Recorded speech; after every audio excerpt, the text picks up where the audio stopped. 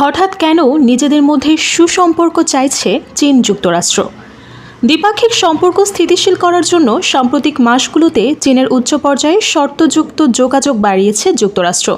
এক্ষেত্রে চীনও খেলছে কৌশলে, কারণ তারা এমন একটি ধারণা তৈরি করতে চায় যে দুই পক্ষের মধ্যে সম্পর্ক উন্নয়নের উদ্যোগটা আসছে মূলত যুক্তরাষ্ট্রের দিক থেকেই। এক্ষেত্রে মধ্যবর্তী একটি অবস্থান থেকে মনস্তাত্ত্বিক লড়াই চালিয়ে যাচ্ছে সি প্রশাসন।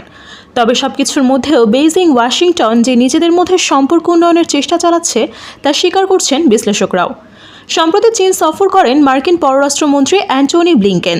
বিশ্লেষকদের মতে এই অঞ্চলে এখনও নিজেদের শক্ত অবস্থান আছে। যুক্তরাষ্ট্রের সেই বিশ্বাস থেকেই বেইজিং সফর করেন ব্লিংকেন।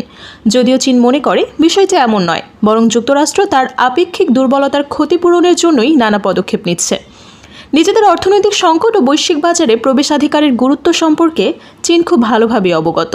তারা এটাও জানে যে বেইজিংয়ের অগ্রগতিকে মন্থর করার চেষ্টার অংশ হিসেবে যুক্তরাষ্ট্রের শুধু উন্নত প্রযুক্তিগত সহায়তা দিতে অস্বীকৃতি জানাচ্ছে না, তার ইউরোপীয় মিত্রদের ওপরও এই নিয়ে চাপ প্রয়োগ করছে। ফলে মারমুখী কূটনীতি থেকে আরও বন্ধুত্বপূর্ণ আচরণের যাত্রা শি জিনপিংয়ের একটি কৌশল পদক্ষেপ। তবে চীনের অভ্যন্তরীণ ও বাহ্যিক নীতির মৌলিক বিষয়গুলো অপরিবর্তিত রয়েছে। অভিযোগ রয়েছে চীন সামরিক কৌশলে তাইওয়ানকে হুমকি দিয়ে চলেছে। যুক্তরাষ্ট্রের সঙ্গে প্রতিরক্ষা সম্পর্ক জোরদার করা সত্ত্বেও দেশটি দক্ষিণ চীন সাগরে ফিলিপিন্সের সার্বভৌমত্ব লঙ্ঘন থেকে পিছপা হচ্ছে না।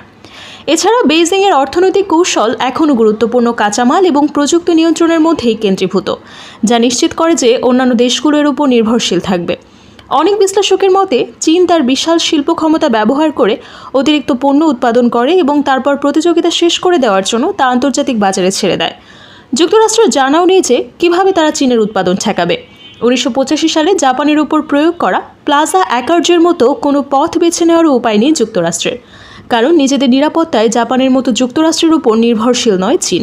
অন্যদিকে চীনকে নিয়ন্ত্রণ করতে বিশ্ব বাণিজ্য সংস্থাও ব্যবহার করতে পারবে না পশ্চিমারা। এখানে সেখানে চীন এখনও নিজেকে একটি উন্নয়নশীল দেশ হিসেবেই চিহ্নিত করে।